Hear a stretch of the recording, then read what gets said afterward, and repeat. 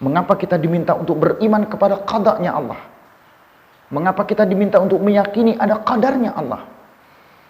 Apa itu qada dan apa itu qadar? Mungkin bukanlah menjadi hal yang penting.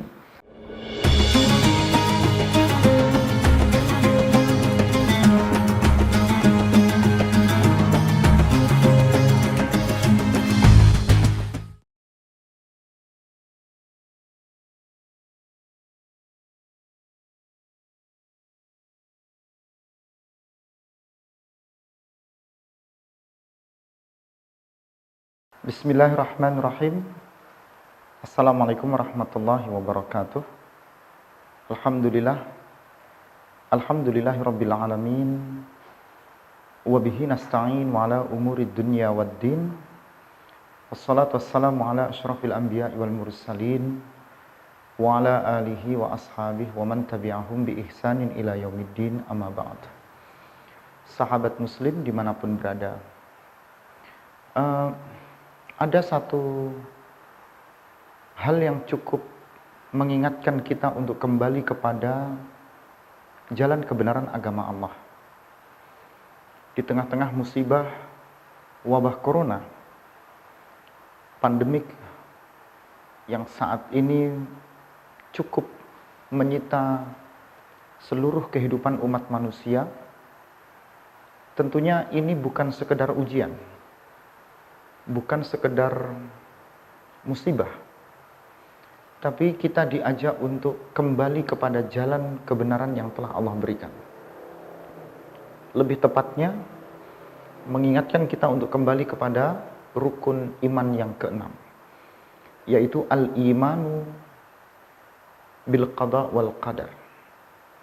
Meyakini atau mengimani adanya qada dan qadar yang telah ditetapkan Allah Subhanahu wa taala. Satu sisi mungkin kita akan berpikir, musibah ini ketetapan yang sudah Allah berikan sejak dulu. Karena pernah terjadi dalam kehidupan beberapa sahabat di zaman kehidupannya Rasulullah. Ada penyakit kusta, ada penyakit kolera dan sebagainya.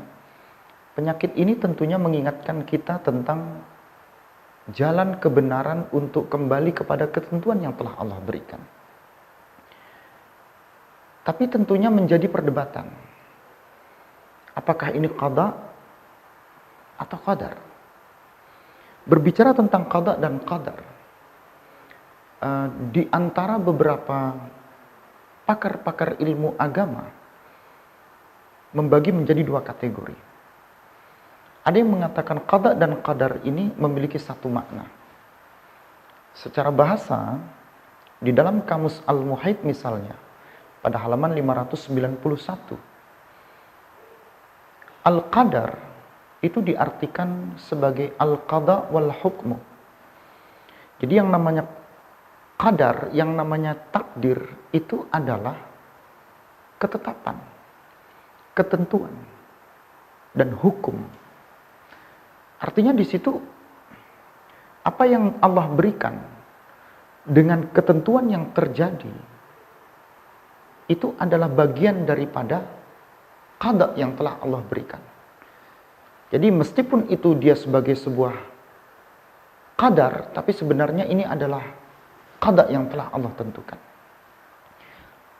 Sehingga seperti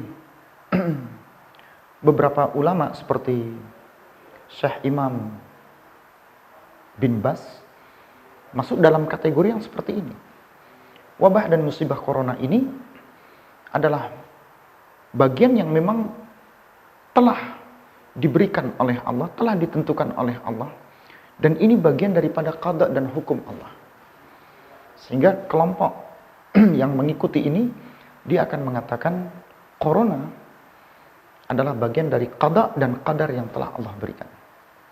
Pendapat kedua, seperti dalam pendapatnya Ibnu Hajar Al-Asqalani dalam kitabnya Fathul Bari, pada juz yang ke-11, di halaman 577 itu menyebutkan, yang disebut dengan al-qada itu adalah al-hukmu al-kulli al-ijmali fil azali.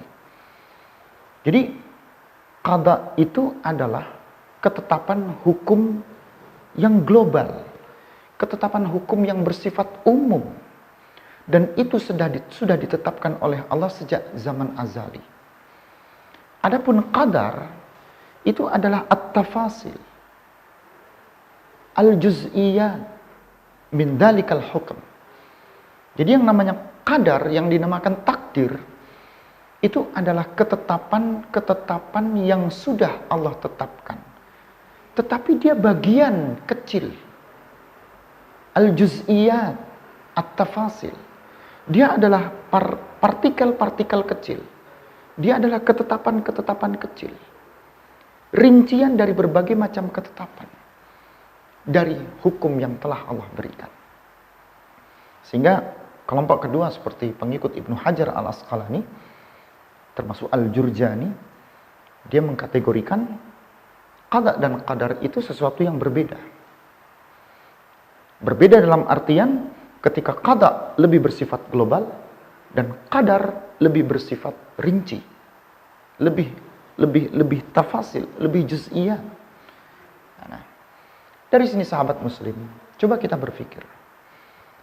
Wabah corona, musibah yang saat ini terjadi dalam kehidupan kita. Dan mungkin dalam perjalanan kehidupan kita di usia-usia kita saat ini. Wabah ini mungkin belum pernah ada, belum pernah kita merasakan selama perjalanan kehidupan kita di bulan Ramadan. Kita menemukan kesulitan, kita menemukan kepayahan, kita dihadapkan kepada berbagai macam rasa ketakutan, rasa was-was dan rasa bimbang. Mau berangkat ke masjid, kita dihalangi karena masjid ditutup. Mau berangkat beraktivitas di kegiatan kajian, kita juga dibatasi. Dikarenakan banyak kemaslahatan yang harus kita kedepankan dibanding dengan kemudaratan. Artinya ada sesuatu yang lebih maslahah yang harus kita pikirkan. Nalar positif kita, logika, akal sehat kita diminta untuk berpikir. Ada sesuatu yang lebih maslahah, yang lebih berkepanjangan, yang lebih berdampak positif lebih banyak dibanding ketika kita harus memikirkan untuk mengambil kebaikan, karena masih banyak kebaikan-kebaikan lain yang dapat dilakukan. Nah, ketika itu dihadapkan kepada kita, berpikirlah kita di sini, corona ini qada atau qadar? Nah, di sini kita tentunya perlu berpikir secara bijak. Tidak penting bagi kita untuk membandingkan apakah qada dan qadar ini dalam satu makna, seperti yang dikatakan dalam Kamus Al-Muhit, ya, dia dalam posisi yang merupakan bagian dari ketetapan dan hukum, al-qada wal hukmu huwal qadar, atau dia dibedakan hanya karena ini lebih global atau ini lebih rinci. Tapi yang paling penting dalam hidup kita saat ini, kita diminta untuk kembali, kita diminta untuk meresapi, kita diminta untuk menghayati. Di luar batas kemampuan kehidupan manusia, masih ada kuasa Allah. Masih ada ketetapan dan hukum Allah. Masih ada kehendak Allah. Yang ketika Allah berkehendak, kun fayakun. Ketika Allah menghendaki untuk dihentikannya virus corona ini, maka hilanglah wabah tersebut. Maka kembalilah kehidupan kita seperti sedia kala.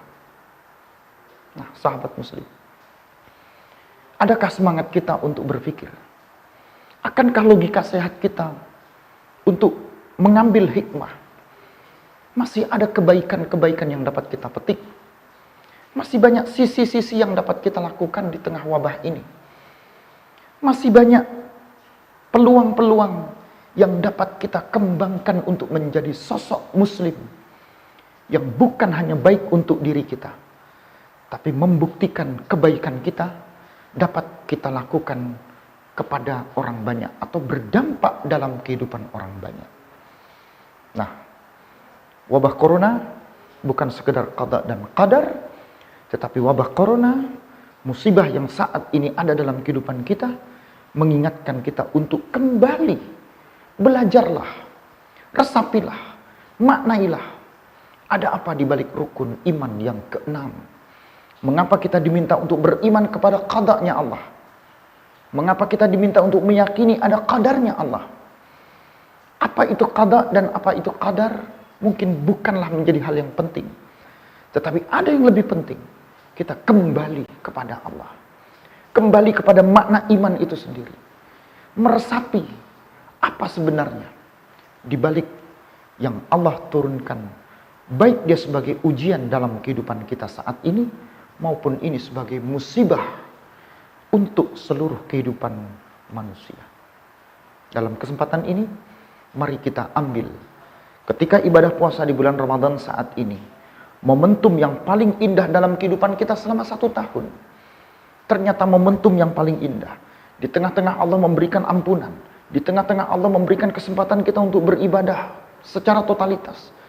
Di tengah-tengah Allah memberi kesempatan kita untuk berbagi, mencari kebaikan apapun untuk kebaikan hidup manusia. Ternyata Allah kasih sedikit wabah yang saat ini. Dan itu mengajarkan kita, ada apa di balik wabah ini? Apa fungsi dan tujuan ketika Allah menurunkan wabah tersebut? Tidak lain dan tidak bukan, kita diminta kembalilah kepada jalan yang sebenarnya yang telah Allah turunkan untuk kita. Ihdina as-siratal mustaqim. Tunjukkanlah kepada kami jalan yang lurus. Mana itu jalan yang lurus? Jalan yang hanya mengembalikan kehidupan kita kepada Allah Subhanahu wa taala.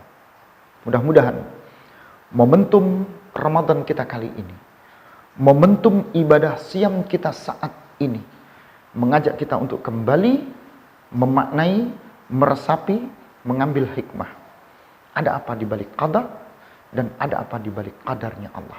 Tidak penting untuk membedakan keduanya, tetapi yang lebih penting untuk kita kembali meyakini, memahami hakikat makna iman untuk semata-mata mengembalikan ini kepada Allah Subhanahu wa taala.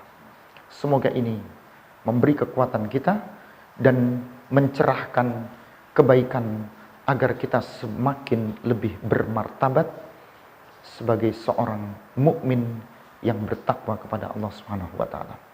Mohon maaf atas segala kekurangan. Billahi taufiq fi sabilil haq. Assalamualaikum warahmatullahi wabarakatuh.